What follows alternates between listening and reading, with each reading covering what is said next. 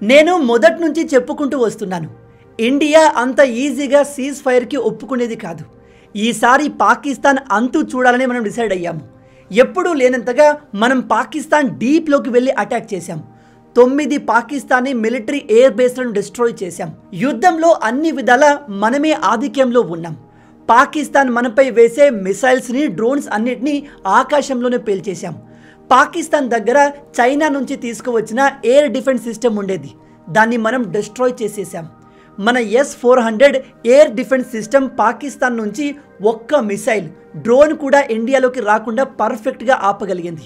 ఇలా అన్ని విధాల మనమే గెలుస్తున్న యుద్ధాన్ని మనం ఎందుకు ఆపేస్తాం? మనం ఎందుకు సీజ్ ఫైర్కి ఒప్పుకుంటాం? కాబట్టి ఖచ్చితంగా బ్యాక్గ్రౌండ్లో ఏదో పెద్ద ఈవెంట్ జరిగింది. Modi government, Pakistan and America మనకు చెప్పకూడని ఏదో రహస్యాన్ని దాస్తున్నారు. అయితే ఆ విషయం ఇప్పుడు బయటపడింది. నిన్న జరిగిన DGMO, director general of military operation press కాన్ఫరెన్స్లో ఒక జర్నలిస్ట్ ఎయిర్ మార్షల్ భారతి గారిని ఒక క్వశ్చన్ వేశారు. సార్, మన Indian air force Pakistan nuclear facility అయిన కిరానా హిల్ ఏరియాలో హిట్ చేసిందా? ఎందుకంటే ఇప్పుడు ఆ ప్రాంతంలో న్యూక్లియర్ లీక్ జరిగినట్టుగా న్యూస్ వస్తుంది అని అడిగారు. ఈ క్వశ్చన్కి మన ఎయిర్ మార్షల్ గారు ఇచ్చిన ఆన్సర్ ఎంత బ్రిలియంట్గా ఉంది అంటే ఆ క్లిప్ ఇంటర్నెట్లో వైరల్గా మారింది. ఇక్కడ ఎయిర్ మార్షల్ భారతి గారు సార్కాస్టిక్గా టోన్ మార్చి, అవునా, కిరానా హిల్స్లో పాకిస్తాన్ న్యూక్లియర్ ఫెసిలిటీ ఉందా? ఆ విషయం మాకు చెప్పినందుకు ధన్యవాదాలు, మాకు అది తెలియదు అండ్ మేము కిరానా హిల్స్ని డిస్ట్రాయ్ చేయలేదు అని కాస్త వెటకారంగా నవ్వుతూ చెప్పారు. ఈ ఆన్సర్ విన్నాక అందరికీ చాలా క్లియర్గా అర్థమైంది, మన ఎయిర్ ఫోర్స్ ఓపెన్గా ఈ విషయం ఒప్పుకోవట్లేదు. బట్ ఖచ్చితంగా కిరానా హిల్స్ ప్రాంతంలో ఏదో జరిగింది, అక్కడ మన మిసైల్స్ ఖచ్చితంగా హిట్ చేశాయి కూడా. అయితే ఇప్పుడు world media, especially America worry అయ్యేది కిరానా హిల్ ప్రాంతంలో హిట్ అయిన మిసైల్ గురించి కాదు. మీరు ఇక్కడ మ్యాప్లో చూసినట్టయితే ఇది పాకిస్తాన్లోని ఇస్లామాబాద్, దీనికి దగ్గరలోనే నూర్ ఖాన్ ఎయిర్ బేస్ ఉంటుంది. దానికి దగ్గరలోనే పాకిస్తాన్కి చెందిన అనేక న్యూక్లియర్ ఫెసిలిటీస్ ఉన్నాయి. మన ఇండియా ఎప్పుడైతే రావల్పిండి పైన మిసైల్స్ని వేసిందో అదే సమయంలో ఖచ్చితంగా మన మిసైల్స్ ఈ న్యూక్లియర్ సైట్కి తగిలి పెద్ద ఎక్స్ప్లోషన్ జరిగింది. అక్కడ న్యూక్లియర్ రేడియేషన్ లీక్ అయింది. ఇది నేను చెప్తున్న మాటలు కాదు. ఇక్కడ కనిపిస్తున్న ఈ ట్వీట్ను చూసారా? ఇతని పేరు Derek Grossman, senior defence analyst. India Nur Khan air base దగ్గర న్యూక్లియర్ వెపన్స్ ఉన్నాయని తెలుసో తెలియకో అక్కడ మిసైల్స్ వేసింది. దాంతో ఖచ్చితంగా అక్కడ భారీ డ్యామేజ్ జరిగింది. ఆ ప్రాంతంలో న్యూక్లియర్ రేడియేషన్ లీక్ అయింది.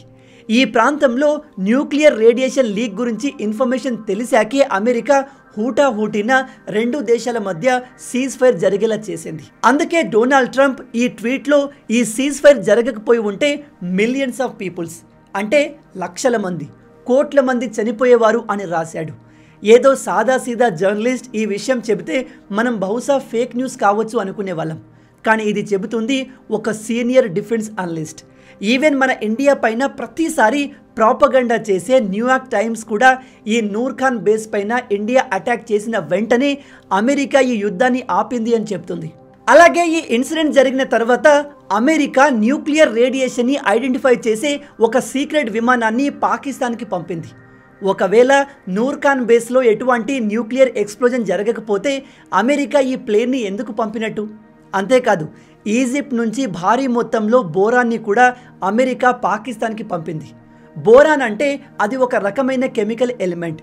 ఇది న్యూక్లియర్ రేడియేషన్ని అబ్జర్వ్ చేసి చైన్ రియాక్షన్ని ఆపుతుంది.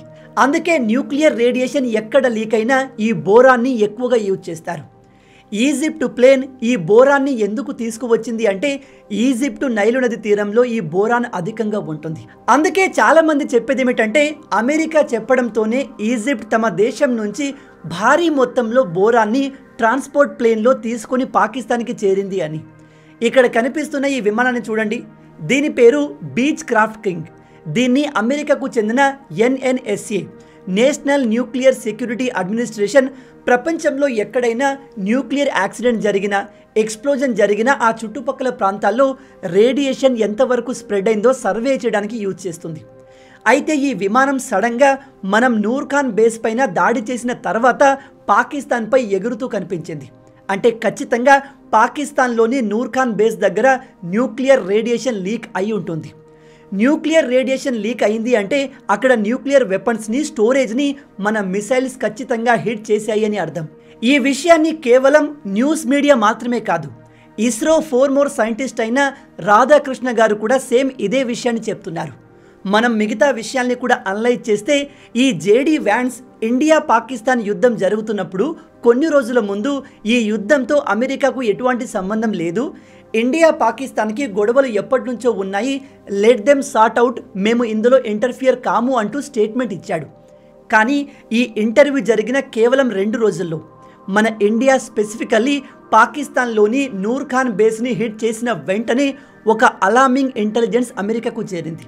అంటే ఒక వెరీ ఇంపార్టెంట్ అప్డేట్ అమెరికాకు చేరడంతో వెంటనే ఈ జేడీ వ్యాన్స్ మన ఇండియాకు ఫోన్ చేసి మోడీ గారితో మాట్లాడి దయచేసి సీజ్ ఫైర్కి సహకరించండి, పాకిస్తాన్లో పరిస్థితి చాలా డేంజరస్గా మారింది అని కన్విన్స్ చేశాడు.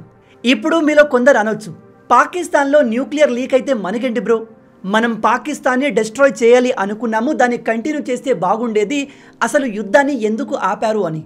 ఇక్కడ మీరు అర్థం చేసుకోవాల్సిన విషయం ఏమిటంటే న్యూక్లియర్ లీకేజ్ అంటే అది మామూలు విషయం కాదు, ఇది చుట్టుపక్కల ప్రాంతాలని కూడా నాశనం చేయగలదు.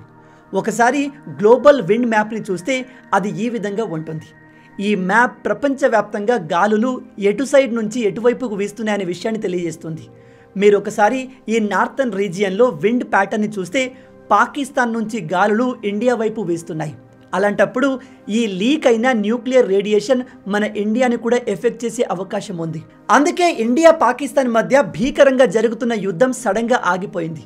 మాకు ఈ యుద్ధంతో అవసరం లేదు అని చెప్పిన అమెరికా ఒక్కసారిగా ఇన్వాల్వ్ అయింది. భీకరంగా పాకిస్తాన్తో పోరాడుతున్న మన భారత్ ఒక్కసారిగా కామైపోయింది. పాకిస్తాన్లో అయితే అక్కడి ఆర్మీ అండ్ ప్రభుత్వం యుద్ధం ఆగడంతో మేమే గెలిచాము అని సంబరపడిపోతున్నారు. బట్ డీప్ డౌన్ పాకిస్తాన్కి చాలా క్లియర్గా తెలుసు, మనం కొట్టిన దెబ్బ వాళ్ళు కోలుకోలేంది. బ్రహ్మోస్ మిసైల్స్ పాకిస్తాన్లో క్రియేట్ చేసిన డిస్ట్రక్షన్ చూసి పాకిస్తాన్ గవర్నమెంట్ అండ్ మిలిటరీ ఆశ్చర్యపోయాయి. అసలు పాకిస్తాన్ ఎయిర్ స్పేస్లోకి ఎంటర్ అవ్వకుండా, పాకిస్తాన్ బార్డర్లోకి రాకుండా కూడా ఇండియా ఇంతటి డిస్ట్రక్షన్ చేయగలదు అనే విషయం వాళ్ళకు ఇప్పుడే తెలిసింది. అండ్ రీసెంట్గా పాకిస్తాన్ నుంచి ఇదిగో ఇలాంటి ట్వీట్స్ వస్తున్నాయి. ఈ నూర్ ఖాన్ బేస్ ఏ ప్రాంతంలో అయితే ఉందో ఆ చుట్టుపక్కల విలేజెస్ని అక్కడి ప్రభుత్వం ఖాళీ చేయిస్తుంది. ఈ విషయాన్ని పాకిస్తాన్ వాళ్ళే ట్విట్టర్లో రాస్తున్నారు. కాబట్టి నేను మీ అందరికీ చెప్పేది ఏమిటంటే ఇండియా ఈ యుద్ధంలో ఓడలేదు, మనం పాకిస్తాన్కి చుక్కలు చూపించాం. ఇన్ని రోజుల భారత్ ఒక లెక్క, ఇప్పటి నుంచి ఇంకో లెక్క అని చాలా క్లియర్ మెసేజ్ ఇచ్చాము. పాకిస్తాన్ మళ్ళీ మన భారత్ పైన దాడి చేయాలన్నా, ఉగ్రవాదుల్ని పంపాలన్నా 1కి 100 సార్లు ఆలోచిస్తుంది, అందులో డౌటే లేదు. అలాగే నిన్న మోడీ గారు చాలా క్లియర్గా చెప్పారు, ఇకపై పాకిస్తాన్ నుంచి ఉగ్రవాదులు వచ్చినా, చిన్న దాడి జరిగినా డైరెక్ట్గా పాకిస్తాన్ డీప్లోకి వెళ్ళి మరీ అటాక్ చేస్తాము అని చెప్పారు. So 100% operation Sindoor effect Pakistan పైన ఇంకా చాలా సంవత్సరాల వరకు ఉంటుంది. పాకిస్తాన్ ఉగ్రవాదులకు మోడర్న్ ఇండియా పవర్ ఏంటో క్లియర్గా తెలిసింది. ఇకపై పాకిస్తాన్తో ఎటువంటి ట్రేడ్ రిలేషన్ ఉండదు. అండ్ పాకిస్తాన్ ఖచ్చితంగా రాబోయే కొన్ని రోజుల్లోనే ముక్కలు కాబోతుంది. ఓవరాల్గా ఈ వీడియో సమ్మరీ ఏమిటంటే ఇండియా కొట్టిన దెబ్బకు నూర్ ఖాన్ బేస్ కంప్లీట్గా బ్లాస్ట్ అయిపోయింది. అలాగే ఆ ప్రాంతంలో ఉన్న న్యూక్లియర్ స్టాక్ హిట్ అయి రేడియేషన్ లీక్ అయింది. ఈ విషయాన్నే పాకిస్తాన్ అమెరికాకు చెప్పి దయచేసి ఈ యుద్ధాన్ని ఆపండి, ఇండియాను ఎలాగైనా కంట్రోల్ చేయండి, మా న్యూక్లియర్ బేసెస్ డ్యామేజ్ అయి దేశం మొత్తం నాశనం అవుతుంది అని రిక్వెస్ట్ చేసుకుంటే అమెరికా మన ఇండియాను ఆపింది. అది మన న్యూ ఇండియా పవర్. ఈ వీడియోని ఇండియాను తక్కువ చేసి మాట్లాడేవారికి, ఇండియా ఈ వార్లో ఓడిపోయింది అని చెప్పేవారికి, మోడీ పాకిస్తాన్కి భయపడ్డాడు అని చెప్పే ప్రతి ఒక్కరితో షేర్ చేయండి. ఇండియా ఈ యుద్ధాన్ని గెలవలేకపోయింది అని చెప్పే ప్రతి ఒక్కరికి సమాధానమే ఈ వీడియో. మళ్ళీ చెప్తున్నాను, పాకిస్తాన్ని ఓడించడం ఇండియాకు పెద్ద పని కాదు. పాకిస్తాన్తో కంపేర్ చేస్తే మన ఇండియా 100 రెట్లు పవర్ఫుల్. ఈ విషయాన్ని మర్చిపోవద్దు. ఈ వీడియో మీకు నచ్చింది అనుకుంటున్నాను. నచ్చితే అలా ఊరికే చూసి వెళ్ళిపోకుండా వీడియోని లైక్ చేయండి. ఈ వీడియోకి నేను మీకు ఇచ్చే లైక్స్ టార్గెట్ 15,000 లైక్స్. చాలా ఈజీ, సింపుల్గా చేసేయండి. అండ్ ఇలాంటి మరిన్ని ఇంట్రెస్టింగ్ వీడియోస్ కోసం మన ఛానల్ని సబ్స్క్రైబ్ చేసి మమ్మల్ని సపోర్ట్ చేయొచ్చు కదా. ఇది మీకు కంప్లీట్లీ ఫ్రీయే, కానీ మీరు చేసే ప్రతి ఒక్క లైక్ అండ్ సబ్స్క్రిప్షన్ మాకు మరిన్ని వీడియోస్ చేయడానికి ఒక మోటివేషన్లా ఉంటుంది. కాబట్టి వీడియోని లైక్ చేసి ఛానల్ని సబ్స్క్రైబ్ చేయడం మర్చిపోవద్దు. రాబోయే వీడియోలో ఇంకో ఇంట్రెస్టింగ్ టాపిక్తో మళ్ళీ కలుద్దాం. అంటిల్ దెన్, జై హింద్.